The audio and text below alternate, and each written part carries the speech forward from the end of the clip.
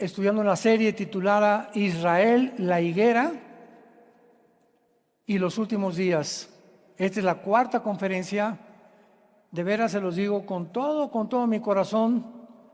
Busquen las primeras tres. La tercera la acabo de dar en el segundo servicio, pero es una serie importantísima que nos dice qué está pasando en el Medio Oriente, el futuro de Israel, la iglesia e Israel, en qué tiempo realmente nos encontramos, porque hay una desinformación impresionante en los medios de comunicación y en las redes sociales.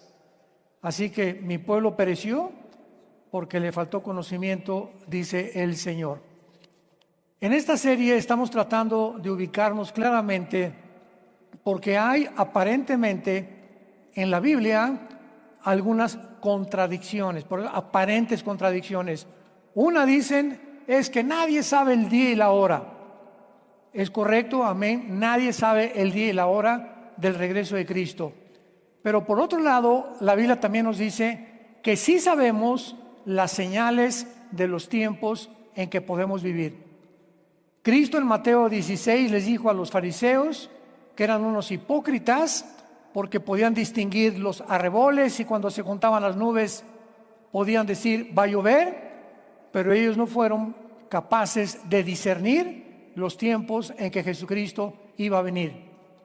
Así que estamos viendo claramente en esta serie de qué forma el 14 de mayo de 1948 que Israel recobra su independencia nacional y su soberanía es una de las señales más grandes que Dios nos ha dejado para que nos ubiquemos en qué tiempo estamos.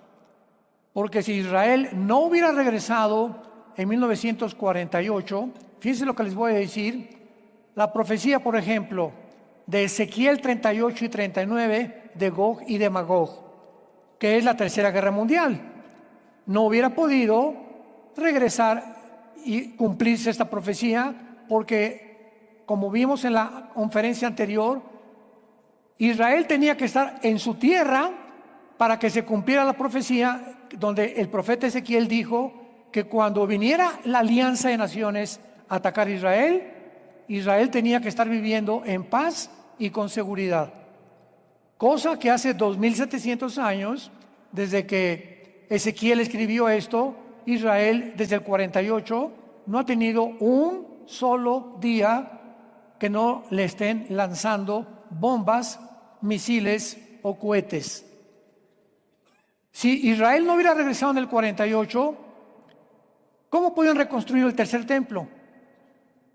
Ya ahorita se encuentra, ¿verdad?, el motivo de los rabinos de levantar el tercer templo de Israel. El Instituto del Templo se llama este proyecto, pero si Israel no estuviera en su tierra, ¿cómo iba ni siquiera a pensar levantar un templo? En tercer lugar, si Israel no hubiera regresado en el 48, ¿a quién iba a perseguir el anticristo? Todo Apocalipsis, la persecución del anticristo contra los judíos y contra nosotros, los que se salven durante la tribulación. Así que no cabe duda que desde 1948, estamos hablando, ¿verdad?, aproximadamente de 75, 76 años ya, Israel ha vivido un tiempo de guerra tras guerra tras guerra. En el 48 los atacaron y ganaron. En el 56, la guerra del Canal de Suez, los atacaron y ganaron. En el 67, 5 naciones árabes, Jordania, Egipto, Siria, Irak y Libia, los atacaron. Cuando las probabilidades estaban casi al 50-1, pudieron de una forma milagrosa ganarles. En el 73, la guerra de Yom Kippur, los volvieron a atacar, volvieron a ganar. En el 73, 74, 75, cuando Yasser Arafat, discípulo de Husseini, un hombre que en el tiempo de los nazis se une con Hitler para acabar con los judíos. Hitler pierde la Segunda Guerra Mundial. Husseini, un egipcio, continúa en los 50 levantando y entrenando guerrilleros, grupos terroristas, para tratar de terminar lo que Hitler no pudo terminar. El exterminio de los judíos y de la nación de Israel, donde estamos oyendo esta última semana. Ya no nos vamos más atrás, esta última semana.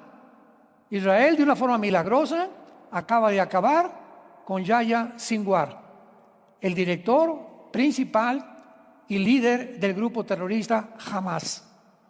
Cuando hace un mes, el presidente de Estados Unidos y Kamala Harris, que es la candidata ahorita a la presidencia de parte de los demócratas, le advirtieron a Netanyahu: no vayas a Rafah, que es la ciudad, el sur de Gaza, y donde el Mossad, que es el servicio de inteligencia de Israel, sabía que ahí se encontraban los principales líderes de Hamas, los que el 7 de octubre del año pasado, 2023, entraron y mataron a más de 1,200 civiles y se llevaron a más de 250 de rehenes, que eran como 100 rehenes todavía, niños, jóvenes, adultos y de la cuarta edad, en manos de este grupo de terroristas.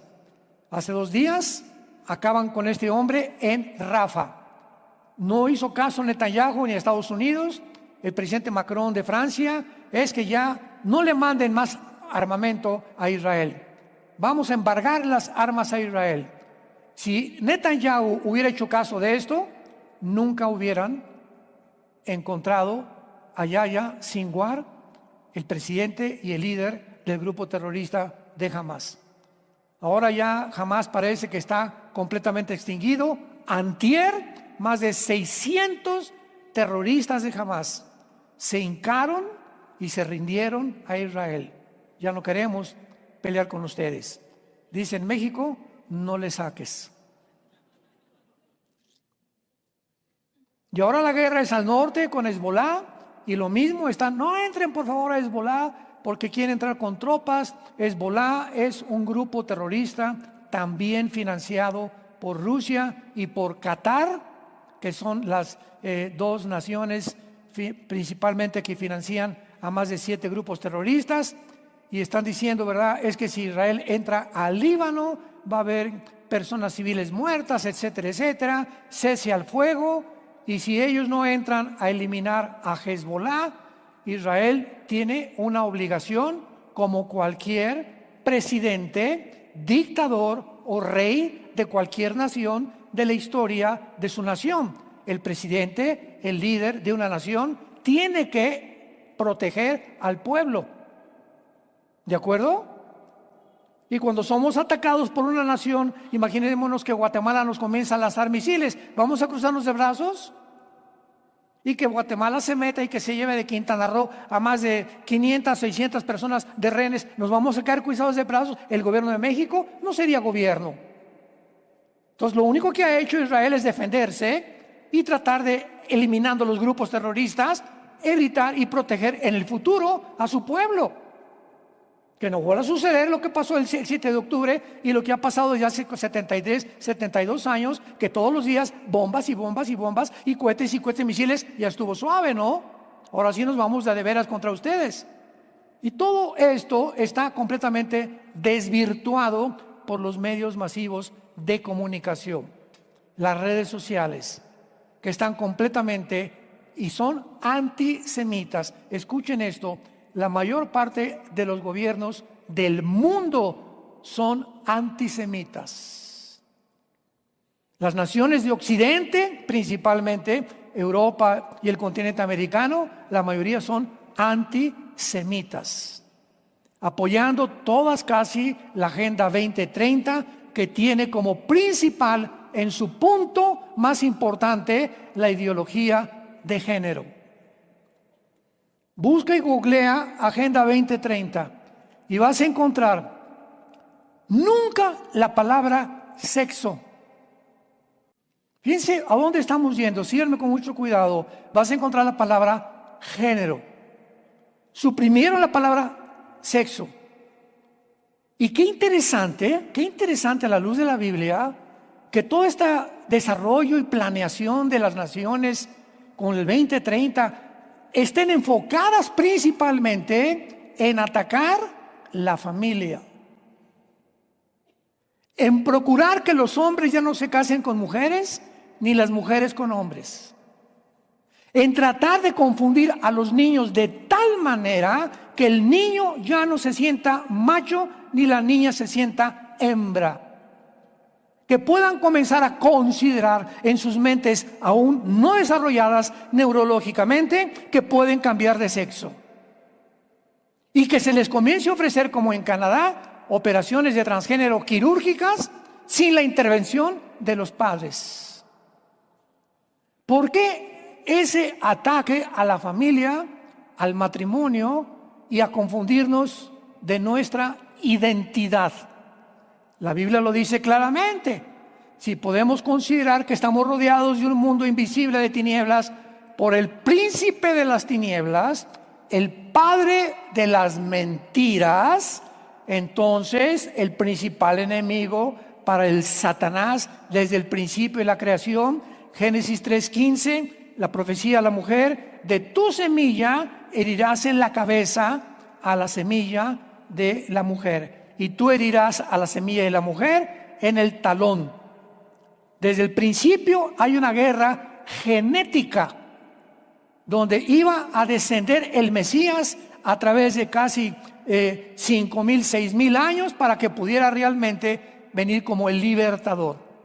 Y desde entonces el propósito de Satanás es robarnos nuestra identidad. Escucha esto.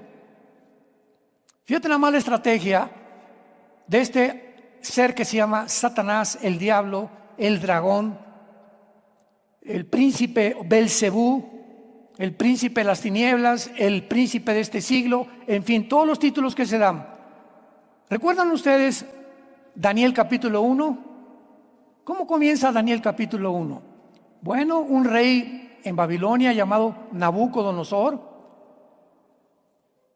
va a Israel y se trae a Babilonia, que es Irak. Cuando veas Babilonia en el Antiguo Testamento es, y se refiere a lo que es ahora la moderna Irak. Irak, Siria y Líbano. Apúntalo. Irak, Siria y el Líbano son la antigua Mesopotamia. Y cuando hablas de Babilonia, abarcaba el Líbano, Siria e Irak. Y Nabucodonosor da una orden cuando encuentran a 4 jóvenes, entre ellos Daniel, para que inmediatamente los entrenen para estar en el palacio sirviendo. Pero antes, y aquí ya vemos satánicamente el propósito, tenían que desprogramarlos, borrarles su religión, sus tradiciones, sus costumbres, su lenguaje. Y ya que estuvieran desprogramados, poder el imperio babilónico satánicamente listo para poder usarlos una vez que hayan perdido su identidad. ¿Qué es lo que está sucediendo otra vez? ¿Por qué el diablo quiere hacerte pensar que no eres lo que Dios te creó? Porque el momento que un ser humano pierde su identidad, en ese momento pierdes la brújula de tu vida. Cuando ya no sabes qué eres,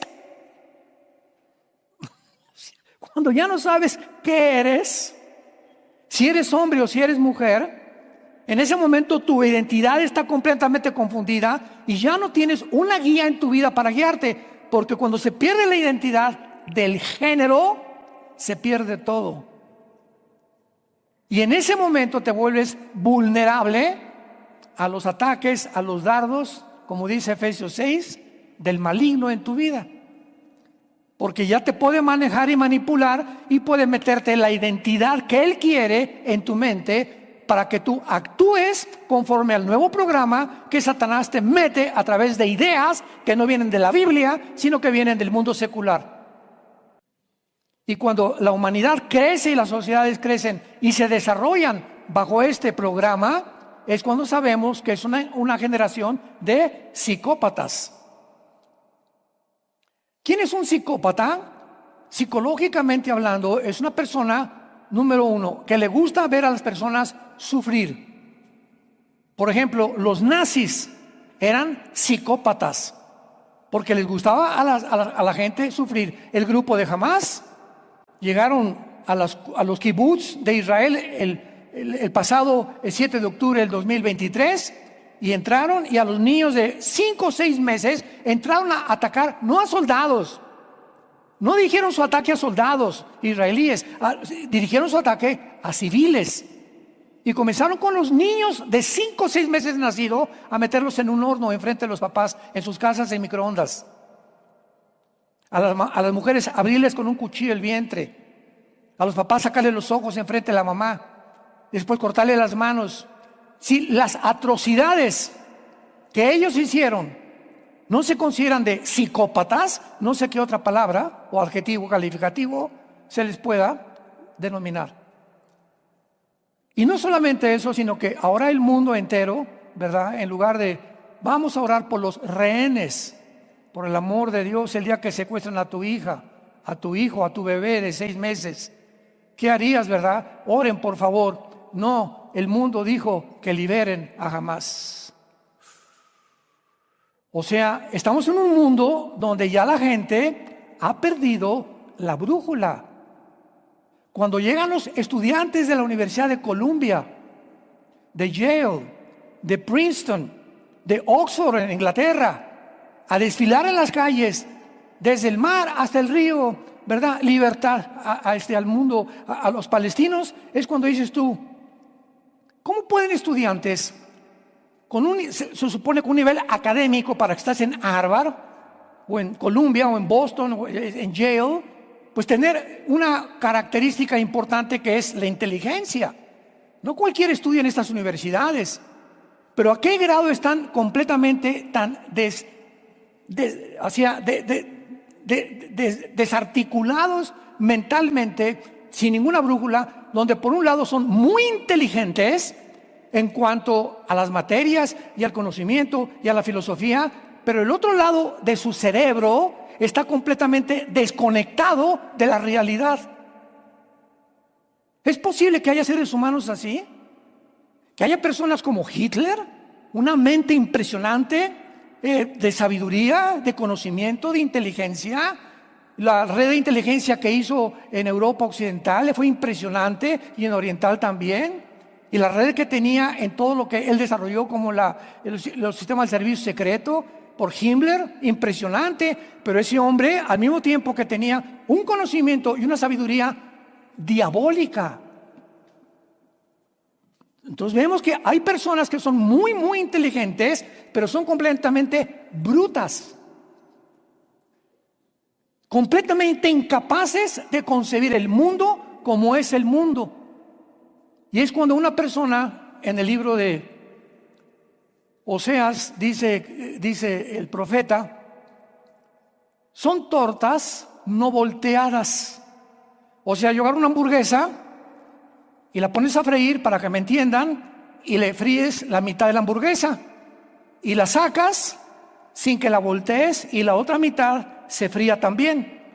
Entonces, cuando me la sirves, por el amor de Dios, la volteo y digo, oye, está bien cocida aquí, pero por este lado está cruda. Bueno, esto fue un ejemplo que usó el Espíritu Santo para definir a muchos seres humanos. Son muy inteligentes y muy capaces, pero están crudos. Por ejemplo, en su casa, ¿cómo tratan a la esposa?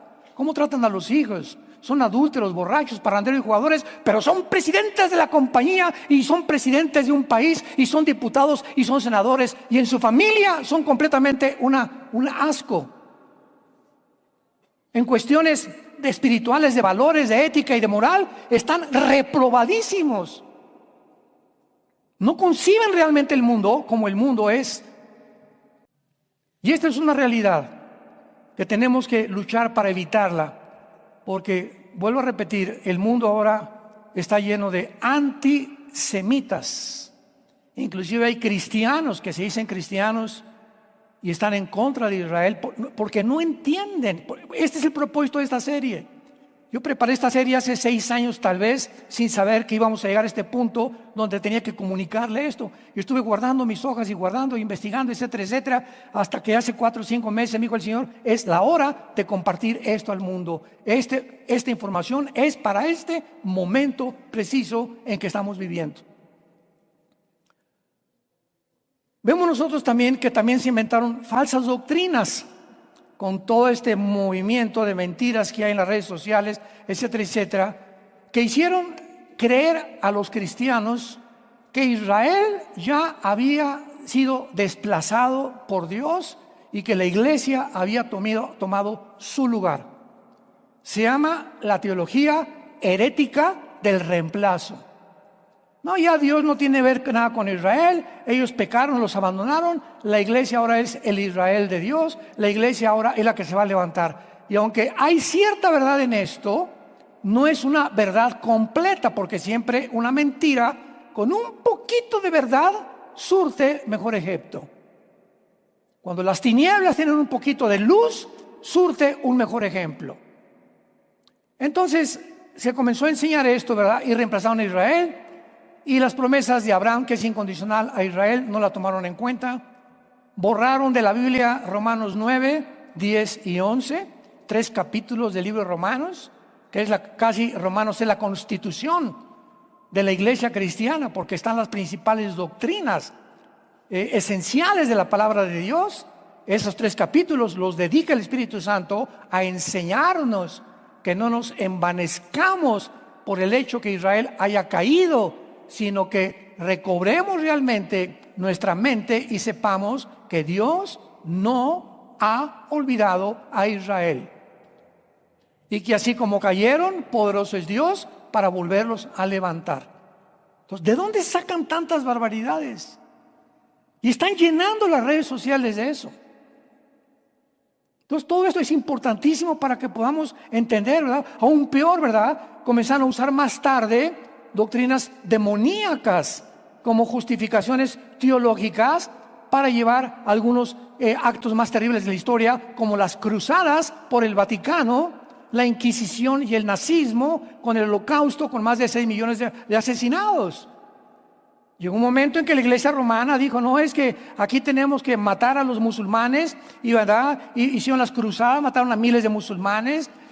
Vino la Inquisición, el que no acepte que Roma salva y el que no acepte que a través de Roma es la salvación, córtenle el cuello, judíos y cristianos evangélicos.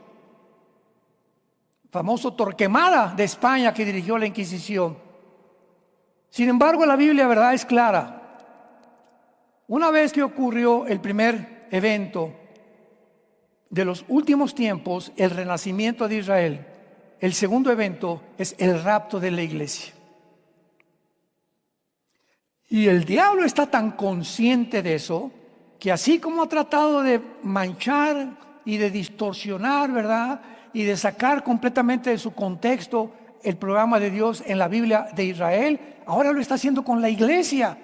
Y en los últimos meses me he encontrado opiniones y personas que me han dicho que el rapto, escuchen, ni siquiera existe en la Biblia. Ya no sé decir Jesús, María y José y el burrito que los acompaña. El rapto lo inventó un señor John Darby hace 2 siglos. Y de ahí él inventó la Biblia Scofield, que puso de moda el rapto de la iglesia. Cuando vamos al origen de la historia, Orígenes, Tertuliano y los padres de la iglesia creían en el rapto. ¿Cómo que hace 2 siglos? ¿Cómo que no está en la iglesia? Pues arráncale las páginas a Juan 14, a Primera de Tesalonicenses capítulo 4, a Primera de Corintios capítulo 15, a Apocalipsis capítulo 4. Arráncaselos, yo les decía a estas personas. Porque ahí está claramente el arrebatamiento de la iglesia. En el Antiguo Testamento hubo 2 casos. Enoc, que fue sacado del Hebreos capítulo 11 de su cuerpo y llevado al cielo, y Elías, que fue sacado de su cuerpo y llevado al cielo. Ahí tuvimos 2 raptos en el Antiguo Testamento, aunque la doctrina no estaba claramente explicada hasta que Dios se la reveló al apóstol Pablo, 1 Corintios 15, 51 al 53. Pero a ese grado hemos llegado, donde el diablo está atacando ahora, y los cristianos, por no tener la información suficiente, caen como mosquitos, ¿verdad? Como mariposas en la red. Dice la Biblia: en el hoyo que han hecho van a caer, y en la red que crearon van a tropezar. De hecho, ¿verdad?, nadie podía saber quién sería la última generación si Israel no hubiera regresado a su tierra. Leamos el pasaje que estamos usando en esta serie en Mateo 24. Voy a tratar en cada conferencia de leer este pasaje, porque hay muchos de ustedes que no han oído la anterior conferencia o las otras tres anteriores a esta. Dice Mateo 24, y este es el pasaje que está de base teológicamente y escatológicamente de toda esta serie de conferencias. Mateo 24, 32 al 34. Dice Jesucristo: de la higuera aprendan la parábola. Número uno, ¿quién es la higuera? Si nosotros identificamos la higuera, podemos entonces identificar y explicar e interpretar las palabras de Cristo. Y claro que sabemos que la higuera es Israel. Anteriormente, ¿verdad? Ya la Biblia mencionaba que el día antes de su crucifixión venía Cristo con los discípulos y vio una higuera, Jesucristo, y vio que no había fruto y la maldijo. Y los discípulos pasaron y dijeron: pero ¿cómo es posible que se haya maldecido con las palabras de Jesús? ¿Qué estaba haciendo Jesucristo? Dando una representación de lo que le vendría a Israel por haber rechazado al Mesías. Israel quedó casi durante 2000 años bajo una maldición, hasta que regresaron nacionalmente en el 48 a su tierra. Entonces, no hay ninguna duda, hay cantidad de pasajes en el Antiguo Testamento. Nos habla Dios que la higuera es Israel. Entonces, de Israel aprendamos esta parábola. Primer paso. Número 2, cuando ya su rama está tierna y brotan las hojas, saben que el verano está cerca.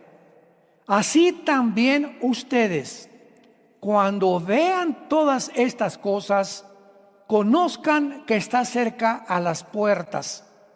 De cierto les digo que no pasará esta generación hasta que todo esto acontezca.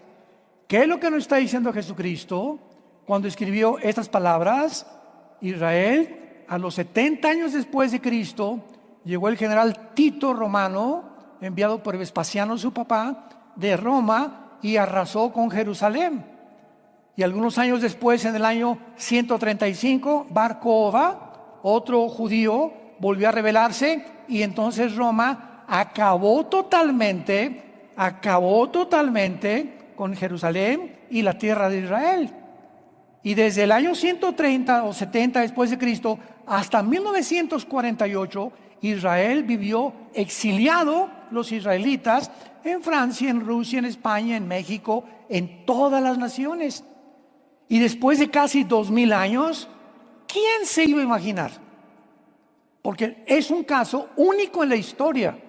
No ha habido otro caso similar a lo que sucedió con Israel, que iban a idear el programa para regresar a su tierra, convertirse en una nación, convertirse en un ejército. Ahorita es el mejor ejército del mundo. El Navy SEAL, que es uno de los marinos que entrenan en Estados Unidos, y fue un grupo de Navy SEALs que mandaron a matar a Osama Bin Laden cuando localizaron a través de satélites dónde estaba Osama Bin Laden, que fue el padre de Al Qaeda o el que fundó Al Qaeda, y lo mataron. Se llama O'Neill.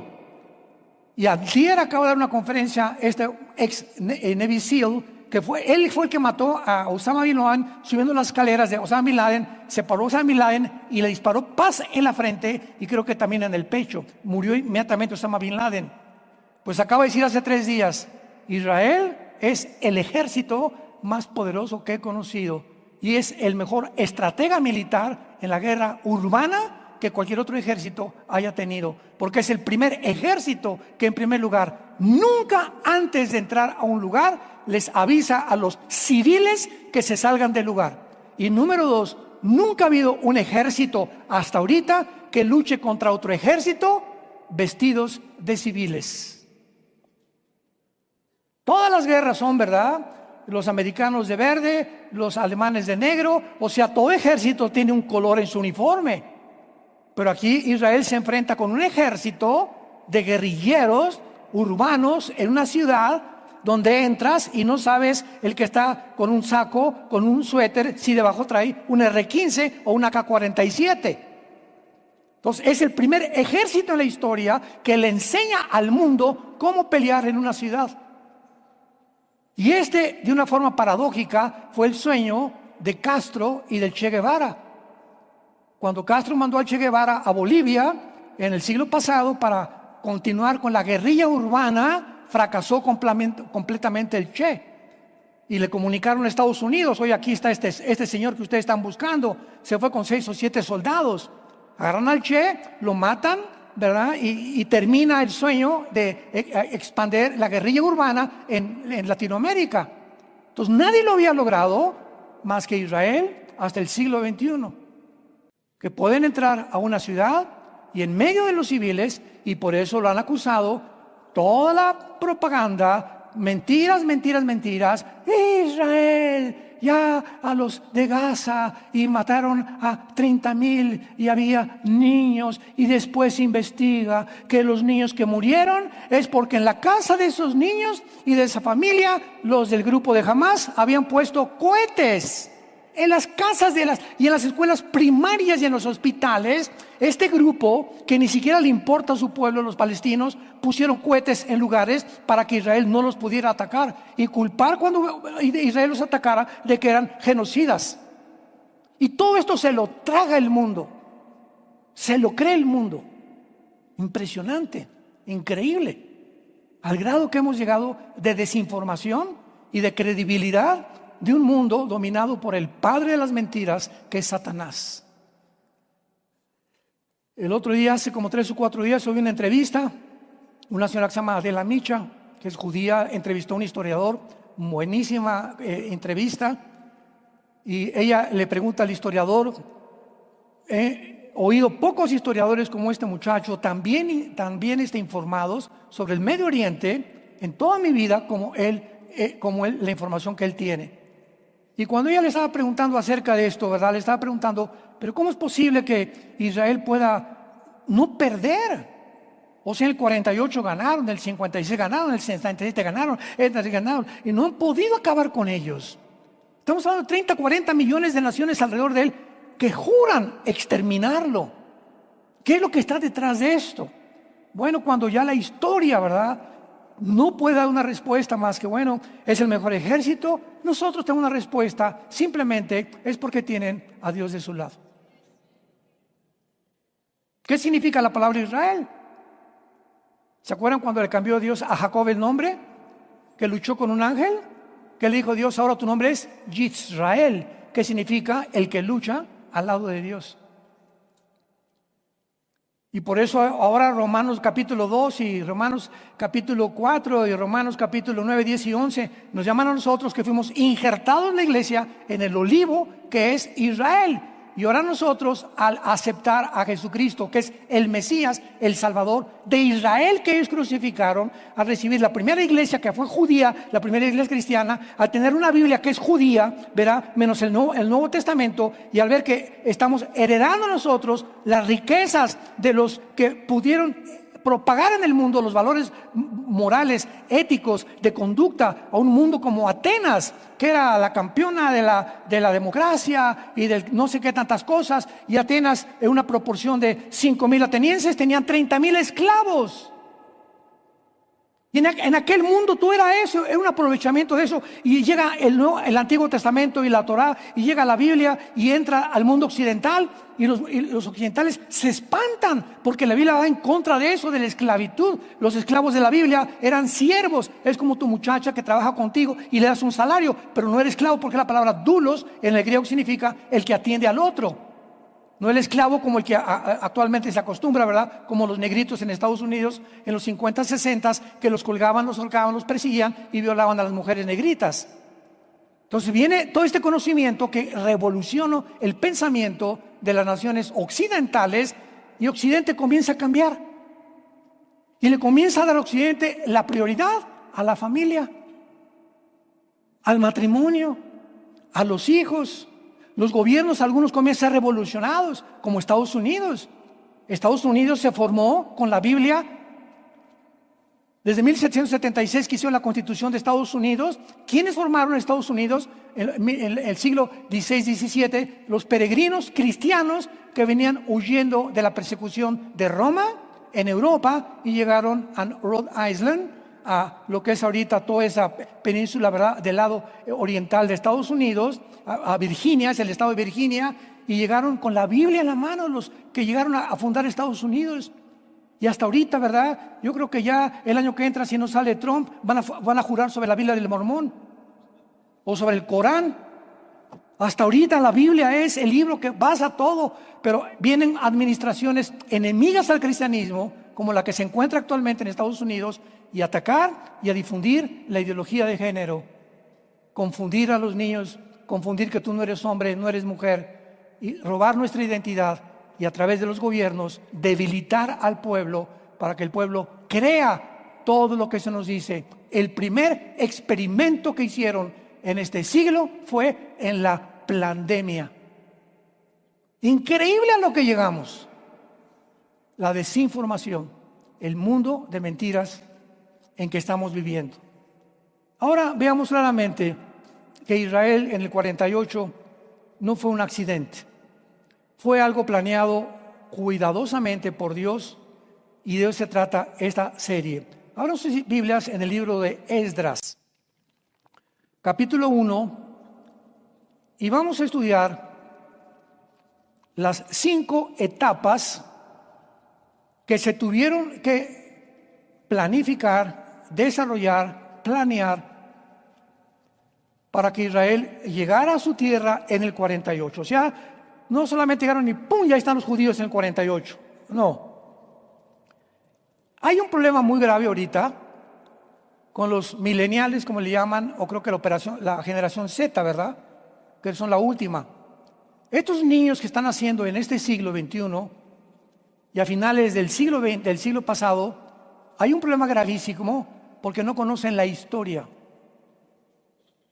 ni de los nazis, ni la Primera y Segunda Guerra Mundial, ni del Imperio Otomano, ni la revolución sexual de los 60s, ni la introducción de las drogas en los 60s, de los grupos de rock satánicos, los Rolling Stones, AC/DC, ¿verdad?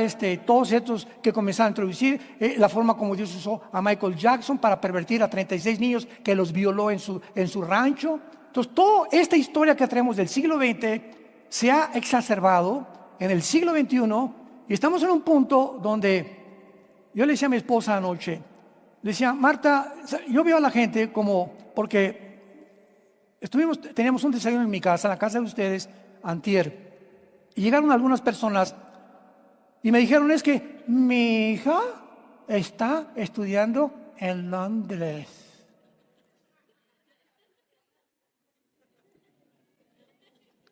Pirrulis. O sea, conversaciones tan vacías y tan vanas, ¿no? Y le dije a mi esposa: oye, ¿no le has platicado aquí a la mamá, a tu amiga, que se supone que es cristiana la mamá, que Londres se encuentra ahorita en manos completamente de los musulmanes radicales? Que 53 naciones de Inglaterra están en manos y dirigidas por musulmanes. Que está el índice más grande que hay de crímenes de violencia y violaciones en Inglaterra actualmente. Y ella dijo: no, es que mi hija no se mete con los musulmanes. Le dije: mire, señora, el mundo está así, cada quien nos metemos en una burbuja, y lo podemos hacer, ¿verdad?, donde yo me puedo ir a un rancho y olvidarme de lo que está pasando en el mundo. No hay ningún problema, ni lo que pasa en México, ni por aquí por allá. Pero cuando nos metemos en una burbuja y vivimos en medio de un caos, de un tsunami, de vientos que están soplando tan fuerte, y pues a mí no me importa lo que esté pasando, yo estoy aquí en mi mundo. Ese es el mundo que Cristo vino a rompernos y decirnos: es que ustedes ya no viven para ustedes, vivamos para los demás. Cuando se entrevistó a Adela Michal, le preguntó a este historiador: ¿qué hacemos nosotros? Porque tú crees que pueda sobrevivir Israel. Y es imposible, porque dijo: todos los gobiernos en el mundo están completamente antisemitas contra Occidente. Y este historiador, de una forma muy sabia, contestó: ahora es el tiempo de nosotros. Le dijo: Adela, te doy gracias por la plataforma que me has permitido hablar a este mundo, y así tenemos que hacer. Ahora somos nosotros la gente la que tenemos que salvar. Nuestros gobiernos no nos van a salvar. Metamos esto en la cabeza. La mayor parte de los gobiernos están en la Agenda 2030, la mayoría son antisemitas, la mayoría son de izquierda. No esperes nada de ningún gobierno, ni de Estados Unidos, ni de México, ni de Inglaterra, de ningún lado. Ahora, el pueblo tiene que despertar.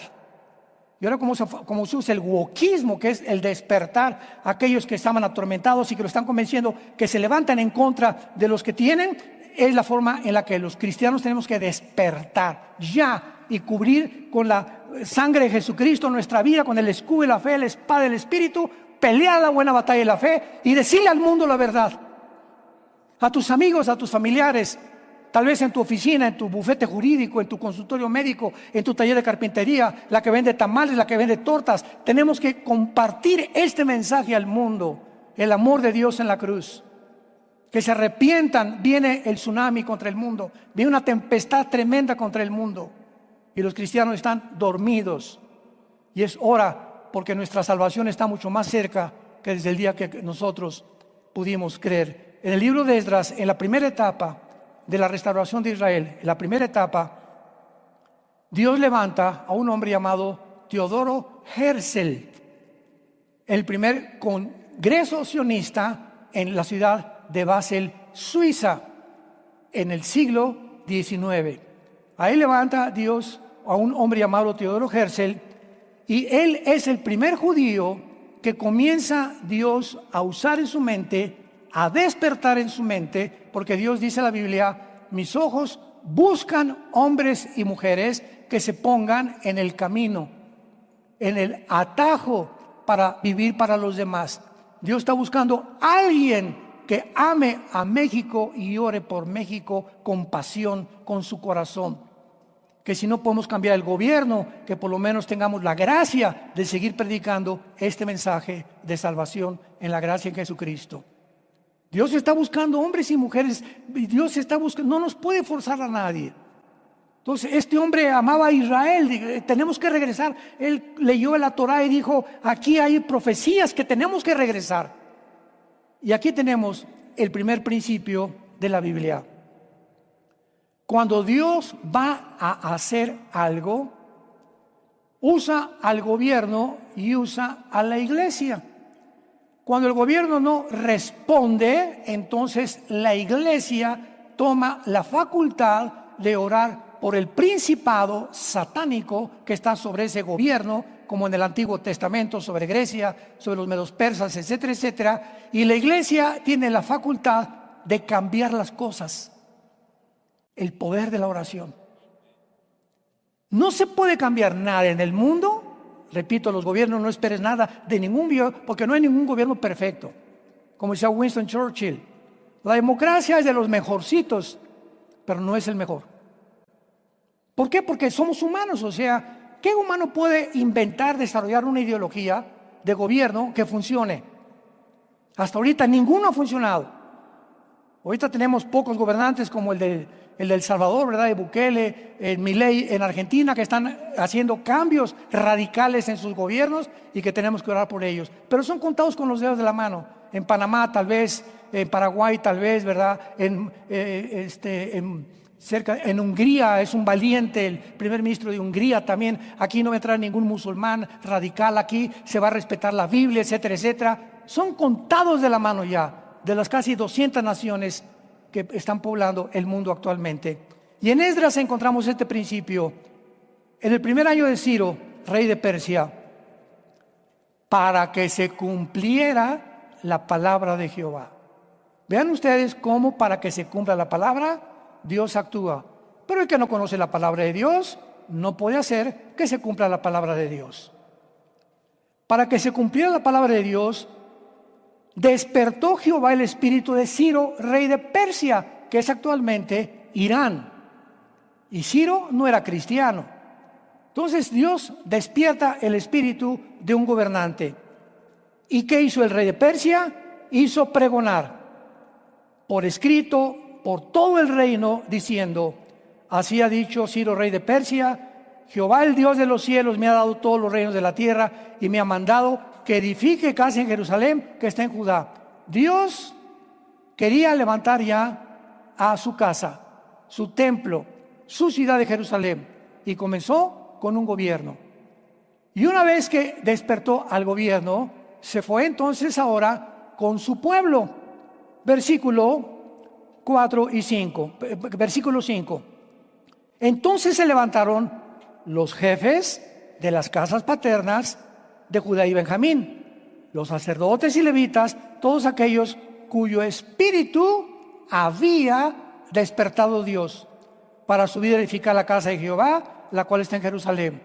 Dios tuvo primero que despertar a Teodoro Herzl, y al mismo tiempo despertó el espíritu en Inglaterra.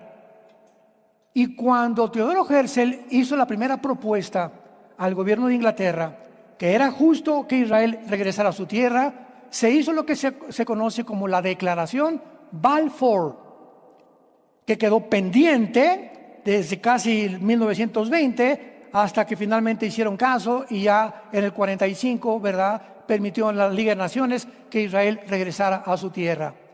Pero en la primera etapa, Dios siempre prepara hombres y mujeres. ¿Se acuerdan en el libro de Santiago, la oración del justo puede mucho? Elías oró y 3 años y medio no llovió.